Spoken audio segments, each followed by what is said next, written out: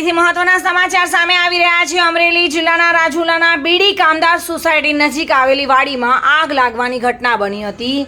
રાજુલા બીડી કામદાર સોસાયટી નજીક આવેલી વાડીમાં આગ લાગવાથી અફરાતફરીનો માહોલ સર્જાયો હતો। આગ ઘઉંના કુવળમાં ખેડૂત દ્વારા લગાવેલી હોય ત્યારે પવનની ગતિ ફરતા આગ વાડીના લીલા ચારામાં પ્રસરી હતી। આગના પગલે ખેડૂત દ્વારા રાજુલા નગરપાલિકાના ફાયર ફાઇટરને જાણ કરવામાં આવી હતી અને નગરપાલિકા ફાયર ફાઇટર ઘટના સ્થળ પર પહોંચી આગ પર પાણીનો મારો ચલાવ્યો હતો અને આગને કાબૂમાં લેવા માટે કોશિશ કરી હતી। વાડીમાં આગ લાગતા સ્થાનિક ખેડૂતો દોડી આવ્યા હતા। નગરપાલિકા ફાયર ફાઇટર દ્વારા સંપૂર્ણ આગ પર કાબૂ મેળવવાના પ્રયાસો હાથ ધર્યા હતા।